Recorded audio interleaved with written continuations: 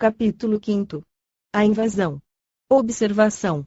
A história que Kátia contou, vivendo os lances como no próprio momento em que ocorriam, vai aqui posta em forma literária, ordenada para evitar confusão e ser melhor entendida. Em toda esta narrativa o autor não se ateve rigorosamente a regras ortográficas e gramaticais, principalmente nos diálogos, para ficar mais ajustado ao modo de falar da narradora.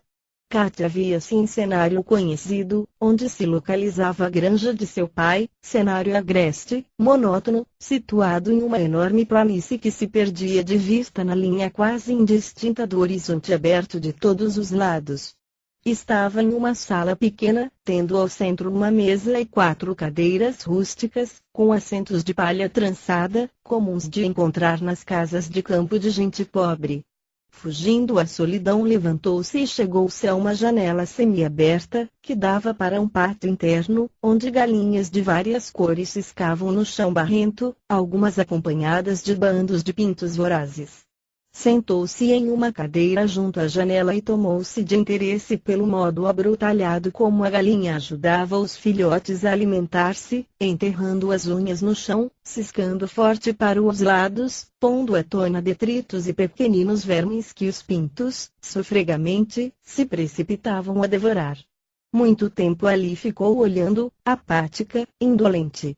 Em outro ângulo do pátio, separado deste por um cercado baixo, de ripas de madeira rústica, que terminava no rio, grasnavam, batendo asas, patos de cores diferentes, parte, dentro do rio, nadando tranquilamente afundando o pescoço na água para caçar detritos ou peixes miúdos que passavam à deriva, e parte sacudindo-se em terra, à sombra de um arvoredo raquítico e desfolhado. Saindo da janela, atravessou uma porta à direita e passou a uma horta, onde havia verduras e ervas próprias para tempero de comida. Tomando folhas de umas e de outras, caminhava, esmagando-as entre os dedos, para aspirar-lhes o perfume, e dirigia-se para o pombal, ao fundo da horta, quando ouviu chamar de dentro da casa. Era uma voz ríspida, rouca, que sabia ser a de seu pai, e logo apressou-se gritando: "Já vou, pai, já vou. Kátia, que faz aí vagando, que não vai dar ração às aves? Já passou da hora." "Já vou indo, pai, já vou indo." Correu para o celeiro, aos fundos do pátio enlameado, temendo represálias que, sabia, não demoravam a vir, em caso de demoras. Mas a voz rouquenha alterou-se de novo. "Quantas vezes já te disse que não atravesses o terreiro das aves? Por que não vais pelo passadiço coberto, onde não há barro para sujar os pés? Será que não compreendes uma coisa tão simples?" Voltou então para a saleta e saiu de novo pela porta lateral, tomou o passadiço e entrou no celeiro, onde as caixas de madeira, contendo as rações, se alinhavam encostadas à parede. Tomou a bacia de cobre, pendurada ao esteio central, e a encheu de grãos destinados aos patos, saiu para o pátio, chamou as aves, derramou os grãos em um coxo de madeira encostado à cerca e voltou para preparar a ração das galinhas, despejando-as em outro recipiente igual, no outro lado do cercado. Calçou os tamancos para atravessar o pátio lamacento, e dirigiu-se para a rampa que descia para o rio, mas então, parou. Do outro lado da margem viu que se aproximavam inúmeros cavaleiros, armados de longas lanças, que se dirigiam rapidamente para a ponte, onde se aglomeravam à espreita de algo que ela não via. Era o fim da estação e as árvores da granja estavam se desfolhando e o vento frio já varria a planície, vindo do norte, encrespando levemente as águas do rio.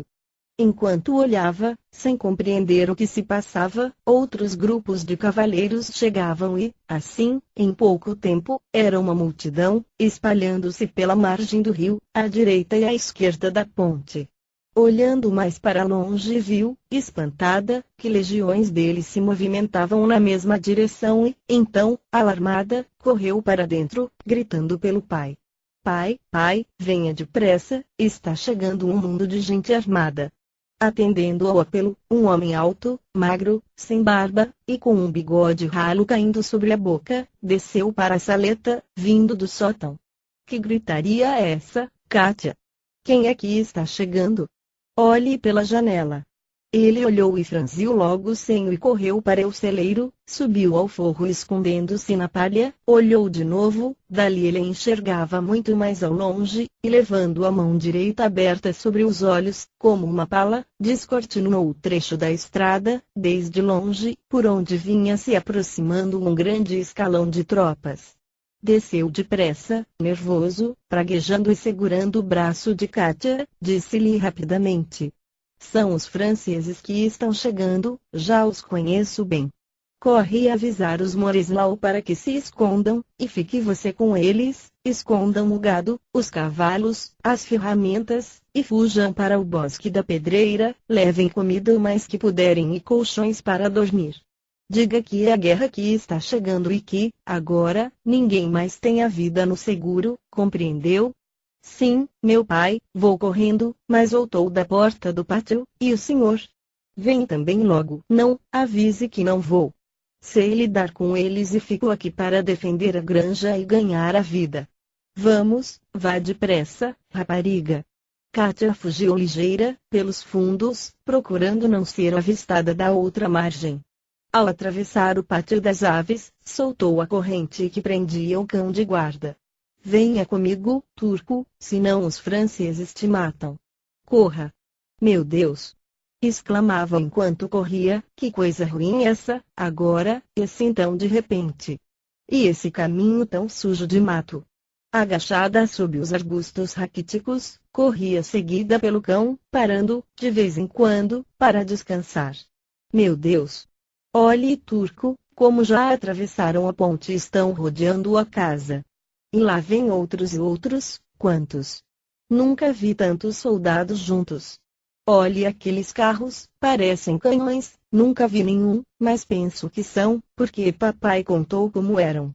E olhe os cavaleiros com as lanças compridas. São mais altas que os cavalos. E enquanto falava com o cão, como se este a compreendesse, corria para a casa dos Moreslau. Já estava mais perto e, subindo a um montículo de terra, olhou de novo para o rio. Já estão dentro da casa agora, acendendo fogo no pátio. E meu pai, turco, que terá acontecido com ele? E continuando a correr, não quero ver mais nada. Vamos embora, turco. Seja o que Deus quiser. E assim assustada, ofegante, chegou à granja dos Moreslau. Senhora Isabela, senhora Isabela.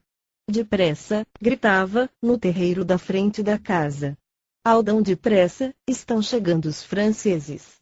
Que está gritando aí, Kátia? Perguntou, de longe, uma mulher alta e gorda, de meia idade. Quem é que está chegando, menina? Os franceses, mãe Isabela. Meu pai mandou fugir para aqui, e avisar. Já entraram na nossa casa, e meu pai disse que não há tempo a perder. Falava depressa misturando as palavras, assustada. Pela Virgem de Czestochowa. Só nos faltava essa, a maldita guerra. E justamente agora, perto da colheita. São muitos, menina. Ah! Enchem a planície até onde a gente enxerga. Que faremos, meu Deus? Que faremos? Exclamava Isabela pondo as mãos na cabeça. Papai já disse, mãezinha, fugir, e levar tudo, que puder para o bosque da pedreira.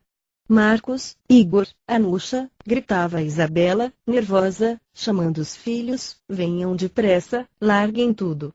E quando os filhos acudiram, espantados da gritaria, ela continuou falando alto, dando ordens desencontradas, vamos esconder tudo e fugir para o bosque, porque os franceses estão invadindo o país, depressa, filhos, porque, senão, seremos todos mortos. E foi então um reboliço, que durou algum tempo, com vozes em cochicho, movimentos rápidos de um lado para outro, até que animais, ferramentas e objetos de uso mais valioso, fossem transportados para o bosque, que ficava a uns 2 quilômetros dali e oferecia realmente boas condições de segurança, porque, entre ele e a casa, havia um pântano, de perigosa e traiçoeira transposição. Com a última viagem foram os colchões, alimentos, cobertores, e assim, em pouco mais de 2 horas, a casa da granja estava fechada, abandonada, reinando silêncio naquela área, enquanto que na estrada, muito ao contrário, o trânsito era cada vez maior e surdo o rumor das viaturas, dos canhões, e o tropel dos cavalos e dos soldados, enchia o ar da vasta planície, cobrindo-a com uma nuvem de pó. A avalanche desabou sobre a região como um rolo compressor, esmagando tudo o que encontrava pela frente, com uma velocidade incrível, e esse pesadelo durou vários dias e noites, sem interrupção, até que, por fim, esmoreceu, diminuiu de volume, reduzindo-se a um trânsito sonolento de retaguarda. No quarto dia, Katia, acompanhada de Igor, aproximou-se um pouco da granja paterna, sondando o caminho cuidadosamente, mesmo de longe, conseguiu ver que nada havia de anormal, chegando mesmo a ver o próprio pai circulando nos pátios internos, entrando e saindo de casa, levando utensílios de cozinha para lavar na coberta do poço. "Que será que ele faz lá?" perguntou ela. "Penso que está trabalhando para os invasores", respondeu Igor. "Só se foi obrigado", retrucou Katia. "Meu pai não é traidor, você sabe." "Concordo com você, Katia, ele foi obrigado, na certa que foi." Ivan era um soldado reformado do exército russo, que passara a viver na granja paterna, vindo a ser o proprietário dela quando os pais morreram. Escondendo uniforme e armas regulares, recebeu e agasalhou, com extrema boa vontade, os oficiais franceses que acantonaram na casa e recebeu pagamento valioso pela sua colaboração, pagamento justo, em moedas de ouro do tesouro francês. Enquanto durou a travessia do rio, continuou a colaborar, servindo as tropas de invasão e, após essa fase, continuou do mesmo modo, com as organizações de retaguarda. Compreendia que estava completamente na mão deles enquanto ocupassem a região, como também compreendia que seria taxado de traidor quando a invasão terminasse, como na certa terminaria com a expulsão dos invasores, quando, então, não se faria esperar a vingança dos compatriotas. Mas, como fugir? Não o largavam dia e noite. Pagavam bem e sua sacola de dinheiro já estava repleta, mas isso só serviria para comprometê-lo ainda mais. Em seus momentos de meditação já afagara o plano de acompanhar os invasores quando deixassem o país, indo viver na Polônia, onde tinha parentes e onde poderia viver mais tranquila e confortavelmente. E com esses pensamentos salvadores dedicava-se cada vez mais ao serviço perigoso, porém bem remunerado.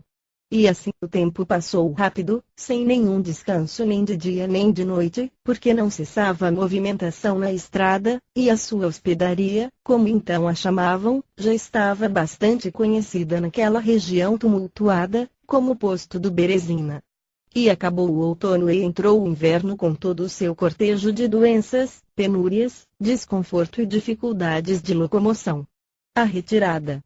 O inverno já ia em meio, quando, em uma tarde gelada, com a planície já embranquecida pela neve, começou um movimento em sentido contrário. Os invasores, aniquilados pelo clima frio, pela falta de suprimentos e pelo cansaço, abandonavam o país, precipitando-se pela estrada infindável, na qual iam deixando destroços de toda ordem, de mistura com os corpos enregelados dos soldados e oficiais, mortos sem a glória dos combates, numa fuga aniquiladora, que ficou célebre nos anais das operações militares dirigidas por Napoleão Bonaparte, o grande guerreiro corso. De seu esconderijo no bosque, onde armaram um verdadeiro e bem organizado refúgio, sempre com um dos moradores vigiando o caminho como sentinelas, os Morislau se mantinham a par dos acontecimentos diários do eixo da estrada real, e assistiam, horrorizados, àquela terrível mortandade.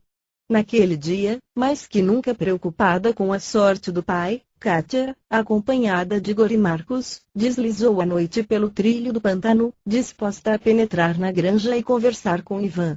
Alcançaram os arredores da casa e viram que estava ocupada por militares e que seu pai servia-os, levando comida e bebida, num constante vai-vem da saleta para a cozinha. Na entrada, junto à ponte, grupos isolados de soldados aqueciam-se, permanecendo em torno a pequenos fogos, disfarçados com coberturas de tábuas e galhos secos, para não serem vistos por assaltantes inimigos. Outros grupos reuniam-se nas imediações da casa, mostrando-se exaustos, enregelados, juntando-se uns aos outros para se aquecerem, e tudo debaixo de um mortal silêncio que os oficiais exigiam, como medida de segurança contra os assaltos das patrulhas cossacas, que rondavam continuamente, como abutres, as unidades em retirada. O rio tinha crescido e escachoava rumorosamente nos destroços formados de objetos de toda a espécie, inclusive viaturas quebradas, que eram jogadas fora e não deviam cair em poder do inimigo, e também como mudo protesto dos soldados contra a situação de penúria e de miséria em que se encontravam. Não existiam mais viaturas e cavalos, e até mesmo oficiais montados, marchavam a pé, cambaleando pela estrada úmida e gelada, estacando junto à cabeceira da ponte, fortemente guardada, para um descanso que, constantemente, era interrompido pelos impiedosos cossacos, contra os quais já não ofereciam resistência alguma que merecesse tal nome. Espreitando, agachados, atrás de uma mureta de pedra, Kátia e os companheiros viram que, para a guarda da ponte, Ivan também levava constantemente bebidas quentes, para ajudar os soldados a resistir ao frio terrível do exterior, que a neve cobria como uma mortalha. Percebendo que não havia possibilidade de penetrar na casa, Kátia resolveu retirar-se e, então, abandonaram o refúgio, buscando alcançar a trilha que levava ao bosque, mas já não puderam fazê-lo, porque foram vistos e cercados por um grupo de soldados maltrapilhos que, por gestos e ameaças, exigiam comida. Estavam chegando ao local da ponte, mas, ao invés de seguirem sempre pela estrada, desviaram-se desta por um trilho que, justamente, levava à granja dos Moreslau, e iam seguir para lá quando avistaram Kátia e os dois companheiros. Assustados, os rapazes tentaram fugir, mas Kátia, menos rápida, foi alcançada por um dos soldados, que passou a arrastá-la na direção da casa. Vendo isso, Marcos correu em seu auxílio, atirou-se contra o soldado, mas foi ferido gravemente por ele. Kátia, então, gritou por socorro e seus gritos foram ouvidos por um oficial, que estava no posto e que acudiu logo, afugentando seu captor e os companheiros deste, que debandaram procurando a estrada. Não tenha receio, falou dirigindo-se a Kátia, está agora em segurança, mas como ela mostrou não entender o que falara, tomou-a pela mão e levou-a para o posto, onde apresentou ao capitão que, no momento, estava comandando o destacamento de guarda da ponte. Esta moça é a minha prisioneira, declarou, estava sendo atacada por um grupo de soldados desordeiros. De onde ela vem, tenente Bertrand? Ignoro, encontrei-a junto ao posto, estava em companhia de dois rapazes camponeses, dos quais um foi ferido e outro escapou pela planície, na direção de uma casa abandonada existente aqui por perto. É na certa uma espiã dos russos que agem em nossa retaguarda. Vamos julgá-la e executá-la sem mais demora. Enquanto isso, organize uma patrulha e vasculhe a casa que se referiu. Peço licença para investigar quanto à moça, capitão. Que interesse tem? Nenhum especialmente, mas salvei-a e trata-se de uma mulher. Uma simples adolescente, capitão. Pois bem, dou-lhe uma hora. Bertrand levou Kátia para um telheiro ao lado da porta dos fundos da casa, e mal começava a interrogá-la, Kátia viu Ivan atravessando o pátio, levando na mão um balde de água e gritou por ele. Pai, sou Kátia, acode-me, estou no telheiro. Ouvindo o chamado, Ivan depôs o balde no chão e correu para ela, mas, à entrada, foi barrado pelo tenente, que lhe perguntou, suspeitoso, se conhecia aquela moça. Sim, é minha filha, tenente, respondeu Ivan, que conhecia a língua francesa e conseguia falar um pouco. Deixe-me entrar, quero falar com ela. Assustado, perguntou a Kátia o que fazia ali e como viera. Vim para ver o que tinha acontecido com o senhor, e vieram comigo Igor e o Marcos. Estás louca? A esta hora sozinhos por este deserto cheio de malfeitores. Então é mesmo tua filha, falou Bertrand. Isso simplifica tudo. Sim, tenente, é minha filha Katia, tinha ido visitar uns parentes rio abaixo, a umas 3 verstas e veio para ver como eu estava passando. Peço que a solte. Vamos à presença do capitão do Moreaux? Quanto a mim concordo. Não toco em mulheres deste jeito. Quando entraram na saleta, viram que os ocupantes do posto estavam todos dormindo deitados no chão, enrolados nos capotes enlameados. Se fores capaz de conservá-la oculta em algum lugar até que ele acorde, tome conta dela, disse o capitão. Certamente que posso. Então leve-a. Ivan imediatamente transferiu Katia para um esconderijo no forro da casa, onde soldados inferiores não entravam, abriu-lhe uma brecha na palha de cobertura para que pudesse respirar e, sentando-se ao lado, fê-la relatar tudo o que houvera desde o dia da fuga. Katia contou rapidamente tudo, inclusive que Marcos fora ferido pelo soldado que a aprisionara e cujo corpo talvez ainda estivesse abandonado no local da luta. Vai até lá, pai, e salva-o de qualquer maneira, ele arriscou sua vida para salvar-me. Não creio que possa fazer isso sem revelar o esconderijo do bosque, entregando toda a família. Talvez seja melhor guardar silêncio, mas se puder agir, farei logo o que tu queres. Vou agora descer, que já me chamam e não saia daqui. No mesmo instante antes que partisse, soou o grande alarido, vindo da estrada, gritos, brados de alerta, vozes de comando. Esses alarmes eram constantes em todo o percurso da infindável estrada que vinha de Moscou, revelavam sempre os ataques relâmpagos dos cossacos selvagens que, desde o início da retirada, não davam às tropas momento algum de descanso. Estavam agora atacando a retaguarda da coluna e também o flanco esquerdo, que envolvia a área onde se localizavam algumas famílias conhecidas, inclusive a dos Moreslau. Tendo Ivan descido apressado, Katia abriu um pouco mais sua seteira de palha e viu os hussardes franceses passarem velozes à frente do posto, com o tenente Bertrand no comando. Espada erguida, levantados nos estribos, entravam em cheio em carga violenta contra os ligeiros e hábeis cavaleiros cossacos, que atacavam e recuavam, e tornavam a atacar, fazendo evoluções rápidas, que lhes permitiam tomar sempre os franceses de flanco, abatendo-os em grande número, enquanto além e aquém da ponte, os retirantes se aproveitavam da cobertura mortífera dos hussardes para retomarem a marcha aceleradamente, abandonando tudo mais que não fossem as próprias armas e munições individuais. O combate durou a noite toda e, quando o sol nascente encheu a planície de reflexos dourados no vasto lençol de neve, Katia viu que não havia mais franceses à vista, enquanto os cossacos, desmontados, vasculhavam os pontos em que as tropas haviam bivacado há poucas horas, e arrecadavam despojos, o mesmo que faziam aos corpos estirados na neve em grande número, apoderando-se de suas roupas, calçados, armas, dinheiro, e objetos de uso pessoal.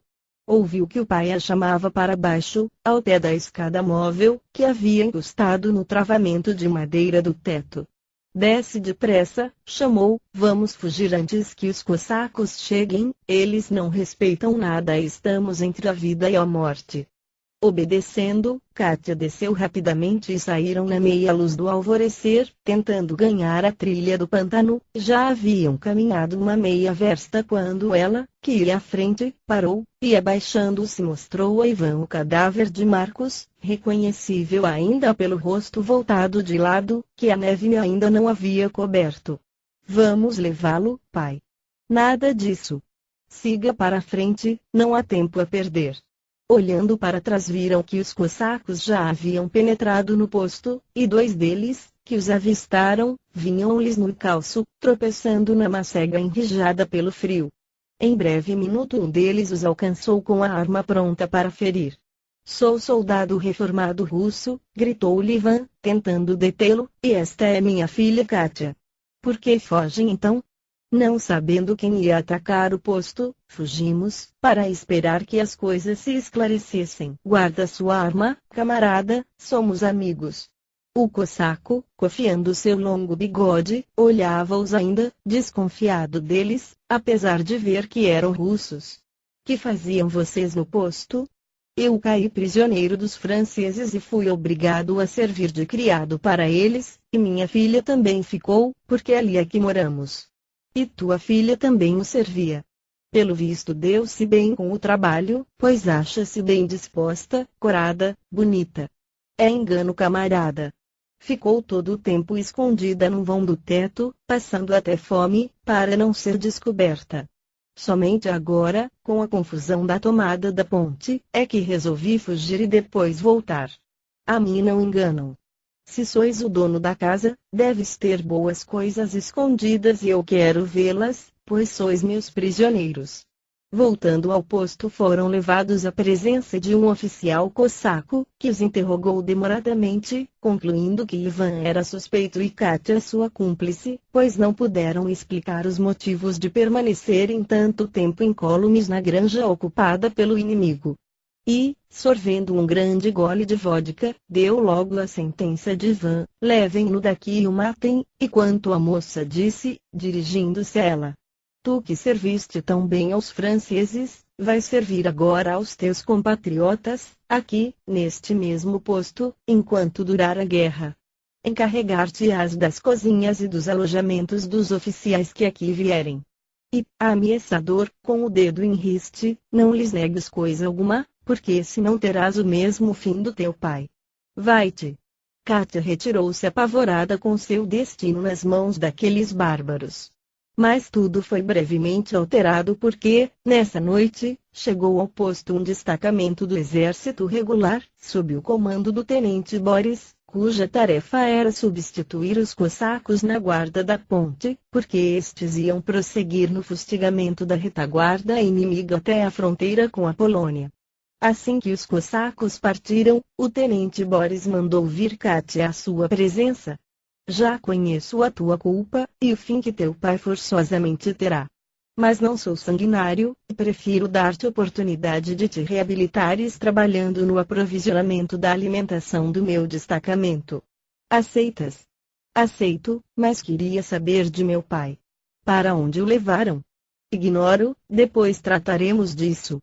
Assuma as suas funções, e espero que tudo saia bem. Prisioneira de guerra. Foram dias terríveis aqueles, durante os quais Katia não tinha um momento de repouso esforçando-se para cumprir a pesada tarefa recebida. Eram 60 homens brutos e vorazes que devia alimentar 2 vezes por dia, ouvir seus galanteios, atrevimentos e baixeza de linguagem, sem poder manifestar qualquer gesto ou olhar de repulsa, sob pena de ser declarada cúmplice do pai e executada. A pena que lhe fora arbitrada pelo comandante cossaco ficou de pé, enquanto servisse o destacamento de Boris e, conquanto este se mostrasse mais humano e cortês, nem por isso poderia agir de outra forma, protegendo-a, se da parte dela houvesse qualquer falha ou má vontade. Quando, ao fim do dia subia para o sótão, que já ocupara antes, estava moralmente derreada, exausta, sem poder quase se locomover, e muitas vezes as poucas horas de sono tranquilo que dormia, não lhe davam ao levantar, com o sol raiando, segurança de poder aguentar o trabalho, enfrentando as exigências do serviço pesado. Mas reagiu e tudo suportou na esperança de continuar viva e junto ao pai. 30 dias depois a estrada foi dada como inteiramente livre, com os franceses penetrando em terras da Polônia, levando sempre os cossacos nos calcanhares.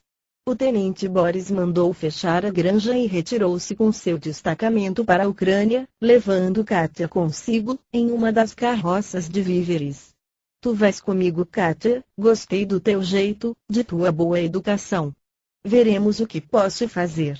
Quantos dias marcharam ela não sabia, de tantos que foram, parecia que não tinham vontade de regressar a seus lares. E quanto a ela, qual seria o seu destino? Numa das vezes, noite alta, no acampamento à beira da estrada, quando esta interrogação se fez, ouviu nos ouvidos, como um cicio quase inaudível, esta espécie de resposta: nada temas, minha filha, velamos por ti. Assustada levantou-se sem fazer ruído, saiu para fora e deu volta ao veículo no qual viajava, mas nada encontrou, tudo estava mergulhado no mais profundo silêncio e, por uma nesga nas nuvens, a lua iluminava o acampamento como se fosse dia. A partir dessa noite ouvia sempre aquela voz dando-lhe forças. Até que finalmente, chegaram às portas de Kiev, às margens do rio Dnieper, onde o destacamento acampou. Estavam no fim da jornada, pensou ela e, como confirmação, ouviu a voz forte de Boris falando aos soldados. Como prêmio da disciplina que vocês mantiveram durante todo este longo tempo, dou a todos 24 horas de folga. Podem ir para onde quiserem, mas, se forem à cidade, exijam maior respeito e disciplina, e olhem lá, recomendou, nada de brigas ou valentias estúpidas. E, virando-se para Katia, determinou que permanecesse no acampamento e que depois conversariam. Fechou-se na sua barraca onde, logo depois, passando sem ruído, ela viu que estava bebendo grandes goles de vodka. Sentou-se em um touro de madeira apodrecido, para pensar como proceder, quando o mesmo murmúrio leve fez-se ouvir dizendo: "Ele vai dormir, foge para a cidade." Instintivamente obedecendo, recolheu alguns objetos de uso e roupa mais limpa e aguardou, com o ouvido atento, que ele mergulhasse bem no sono, já sabia como ele dormia. Logo depois, estando a estrada vazia, esgueirou-se para fora do acampamento e caminhou alvoroçada, na direção da cidade, que se via umas 2 verstas de distância, e quando lá chegou o sol já estava descambando no horizonte. Estava perplexa e desorientada, sob uma árvore copada, ao centro de uma praça e olhava para todos os lados, com medo de ser aprisionada por algum soldado conhecido do destacamento, mas, reparando bem à sua frente, avistou uma enorme construção cheia de janelas, todas fechadas. E viu uns vultos ligeiros, que percebeu serem de freiras, dirigirem-se para o casarão e penetrarem nele por uma grande porta, ao centro. E a voz soou outra vez nos ouvidos, dizendo que entrasse também, depressa por aquela porta. Assim o fez, e achou-se em uma antecâmara, sem uma só peça de mobília.